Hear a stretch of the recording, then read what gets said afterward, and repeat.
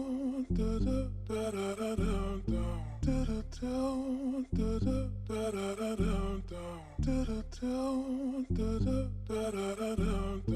y'all, this is Elliot with Modern Music Studio. We're going to be doing an intro to the Ableton Push 2 today.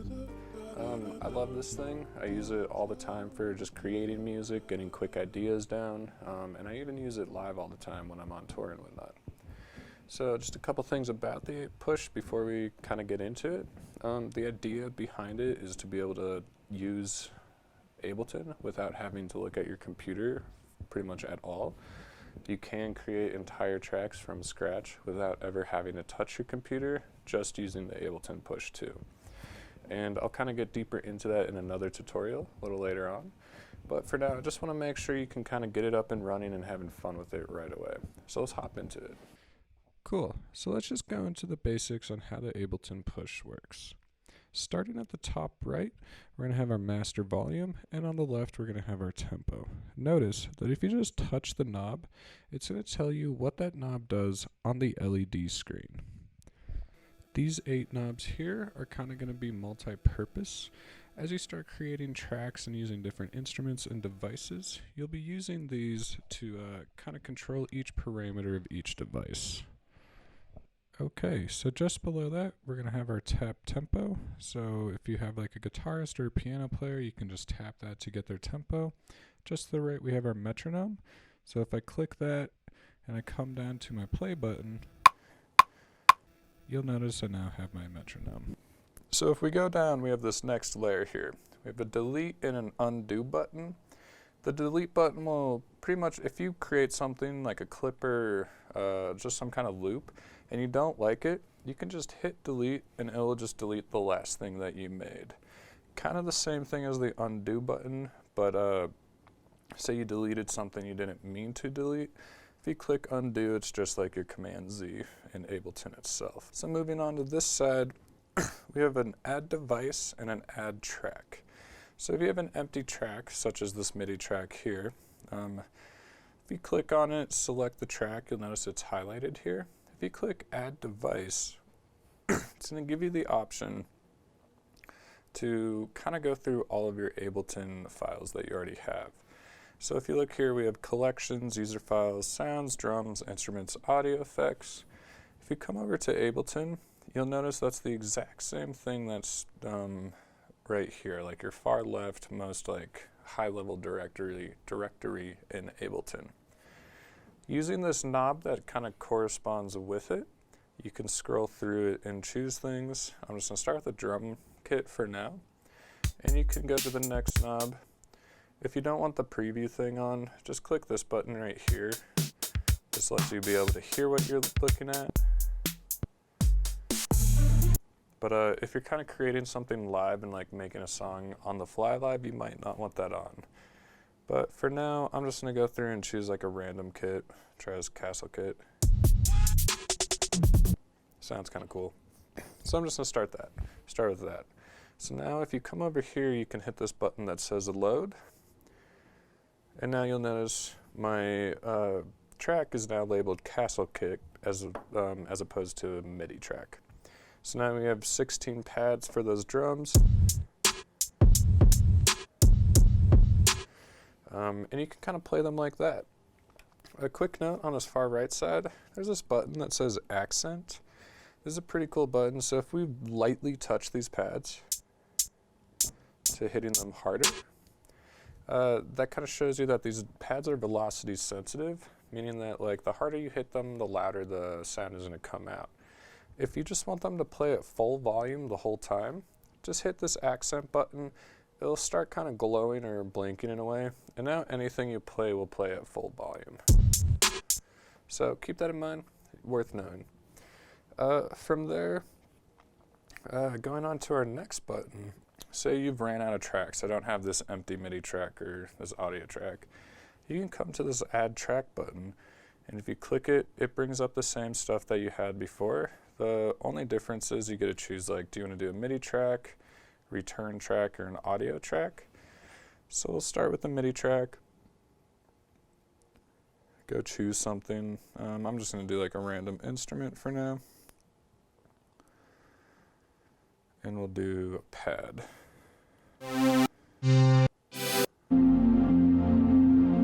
That sounds cool. So now I have two different tracks. You'll notice this is a little bit of a different view than the drum rack. It's because the drum rack's kind of like a drum pad replica in a way, where it's like you just need these buttons or these pads to play it. Whereas with an instrument that's more note-based or melodic-based, you have a bunch of different notes that you want to play. So you don't want to just have like 16 squares, you want to be able to do like a whole kind of a scale.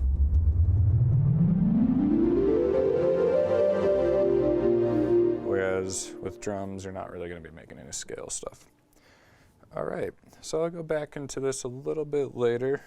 Just want to show you a couple more things before we get into actually using the instruments. So now that you've done that, you have a couple more buttons over here. You have mix, browse, device, and clip. Let's start with mix. What mix is going to do is it's going to bring up like your basic kind of mixing parameters when you're working within Ableton. And you have 4 options right now. So you have this first one, which is volumes. That's pretty much just controlling the volume of each track. So as I'm talking, I can turn my voice down, then I get really quiet, or I can bring it back up. And you can do the same for your other tracks. I can turn my pad down. Something like that. And then you have pans. To get to your other kind of options, just click these buttons right here that are lit up. Everything is pretty much like in a column, so you can tell pretty easily where each thing is going. But now I'm on pan, so I can pan left and right. Something like that. And then we have sends.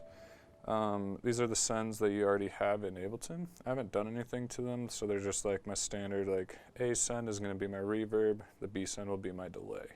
So I can start sending my voice to the delay, and it'll start to echo. Check, check, check, check, check, check, check. Yeah, yeah. And yeah, so that's kind of the basic idea behind the mix button. As far as device goes, notice when I'm on my, so TB stands for talkback. This is just my voice talking right now. If I wanted to go to, say, my castle kit, the drum rack, if I don't have device clicked and I have mix, I'm just looking at like my standard mixing view. When I click device, this is showing me the devices on that track. And right now I just have a drum rack. I don't have any like reverbs or delays or compressor, filters, none of that. It's just the drum rack. What I can do here is you can go through each different kind of device that's on that track using these top buttons. And then each one of these knobs up here is going to change to whatever that device is. So if it's like a delay, we can throw some kind of crazy delay on it or whatever. And I'll show you that really quick. I want to add a device, sorry. I'm going to go to my audio effects, and I'm going to throw in an auto filter. So now, here's my next device. You can see right here it says auto filter. Now I have control of a filter, so if I wanted to do something cool like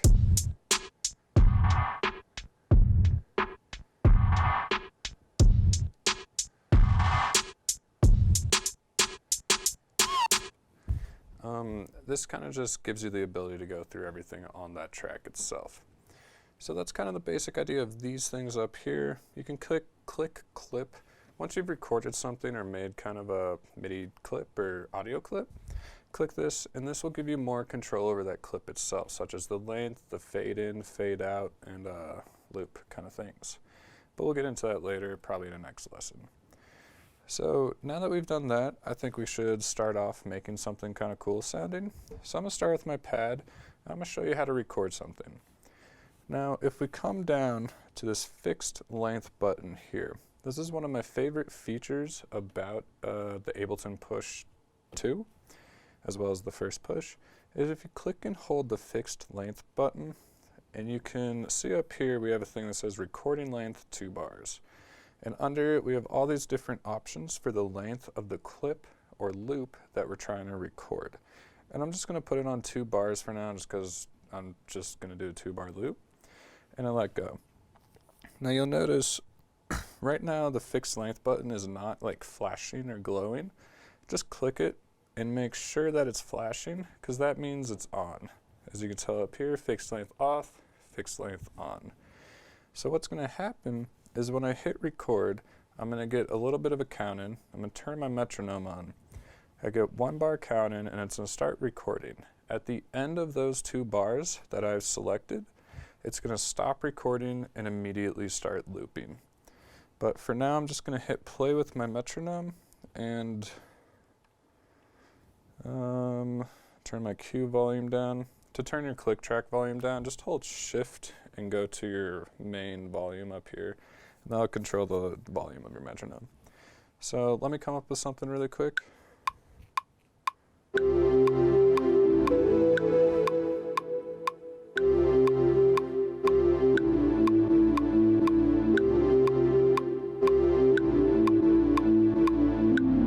Cool, got an idea. So when I hit record, it's going to immediately start recording on the downbeat of the next measure. So 1, 2, 3, 4.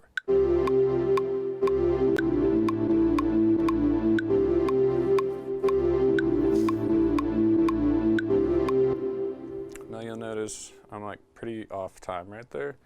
A cool trick to do is use this Quantize button. And since I don't like this, I can either hit undo or delete. I'm just going to hit one of them. Now my clip is gone. I'm going to turn Quantize on. And I'm actually going to do Quantize to an 8th note. Perfect. Make sure that's on. And let's retry that.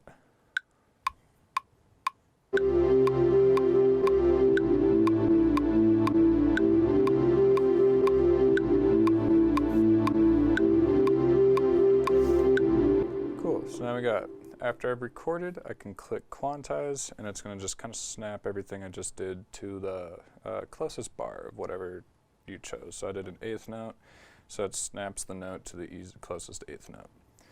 So now we have a cool little loop. And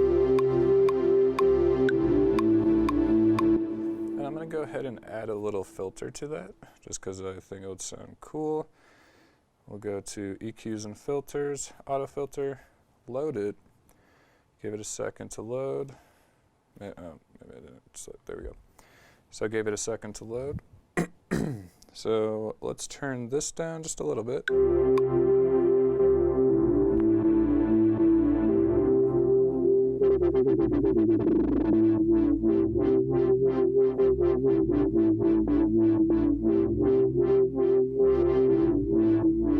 Find something kind of cool sounding.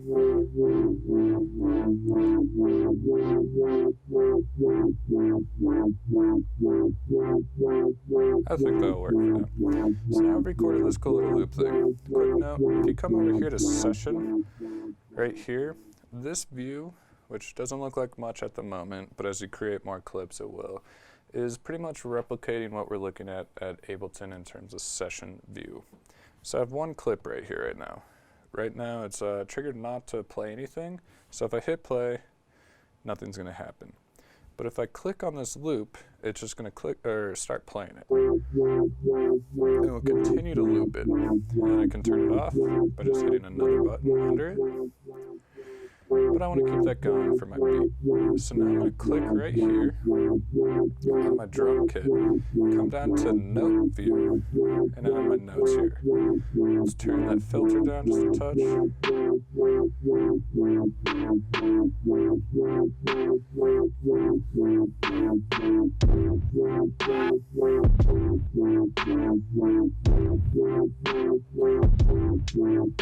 Cool. Kind of have an idea here for now. Now, there's 2 ways to do this with a drum rack. There's like kind of sequencer mode in a way, with if you're familiar with like a Roland 808 drum creator.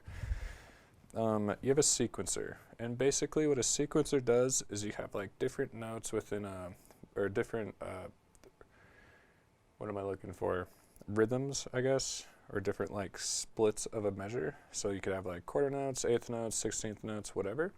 And then you fill in each note with whatever sound you want.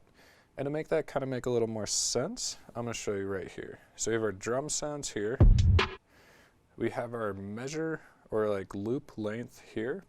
So if I wanted to start a loop, I can select it by choosing however many. So this would be 1 bar, 2 bars, 3 bars, 4, 5, 6, 7, 8. I just want 2, so I'm going to hit the second one. And now we have our sequencer started. What this green light represents is where you are in your loop. So if I wanted to start with, say, a kick drum, I can select it here, make sure it's selected. It's usually going to be white when it's selected. Hit play, follow this guy, and choose where I want my beat to play.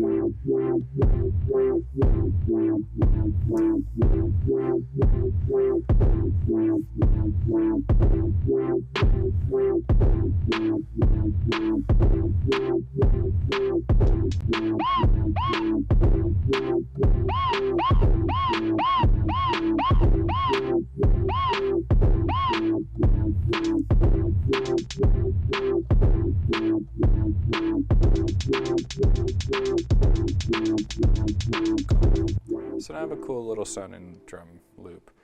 Now, I want more than just one loop to mess with, right? So I'm going to come down here and hit new. It's going to clear everything. Notice in my session view, that loop is already saved. So now I can come back and start again with another kind of measure. I'm just going to do 1 bar loop for this one. We're going to make it really simple.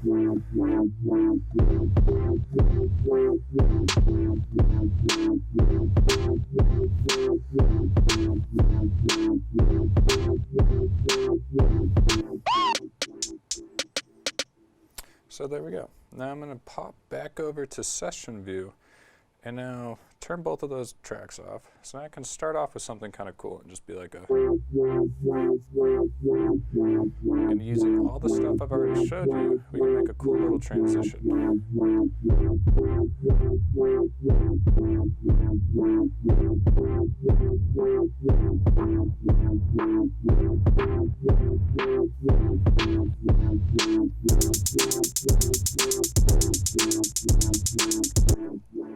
Cool. So that's kind of a cool way you can use the push to start building stuff on your own. Obviously, feel free to throw on all of the effects you want.